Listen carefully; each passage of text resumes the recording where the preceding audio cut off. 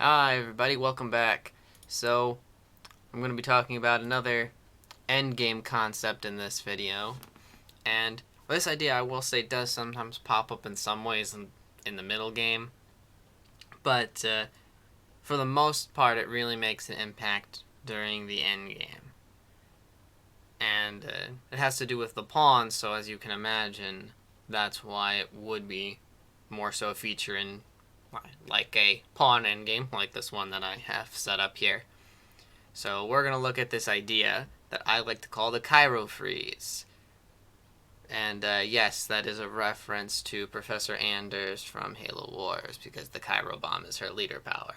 So yes, that's why I call it that. I don't actually know if it has a real tactical name or not, so that's just what I'm going to call it for the purpose of this video. Okay,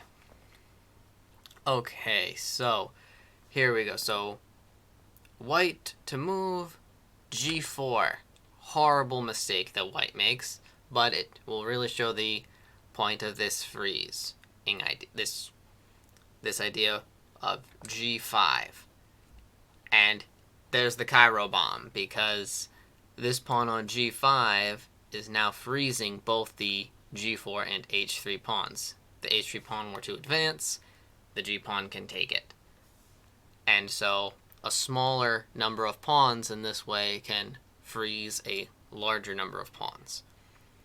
And really what white should play is just to show the variation of what white could have played would have been to go H4 first. That way there is no G5. And then, we can just look at a sample variation of how the draw could be achieved, something like this. And then, that pawn's looking to run, so king G5. And after all this, we get a draw. So that's just a sample variation I wanted to show.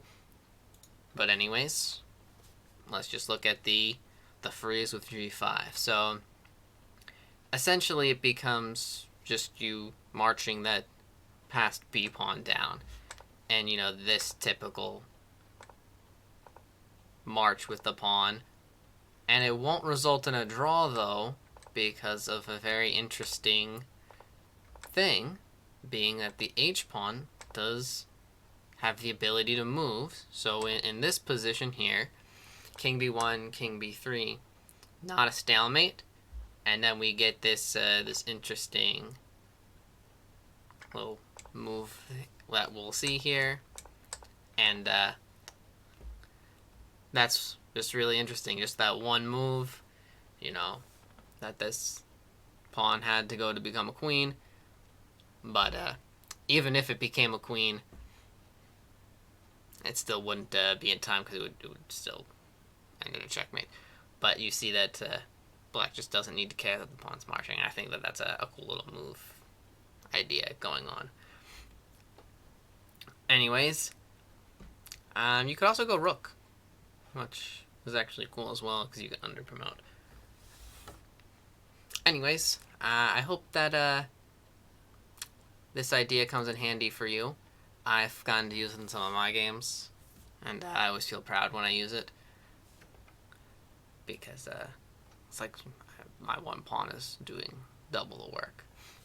And yeah, also try not to let your pawns get frozen in the same way, because actually sometimes there could even be 3 pawns. Like in some cases, something like pawn on F3, G4, and H3 can all potentially sometimes be frozen by 1 pawn on G5, depending on everything going on.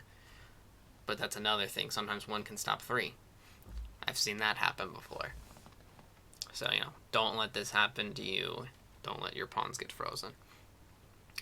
And try to keep an eye out for this type of idea. Alright, so thanks for watching. Hope that this helps you in your endgames. Alright, bye.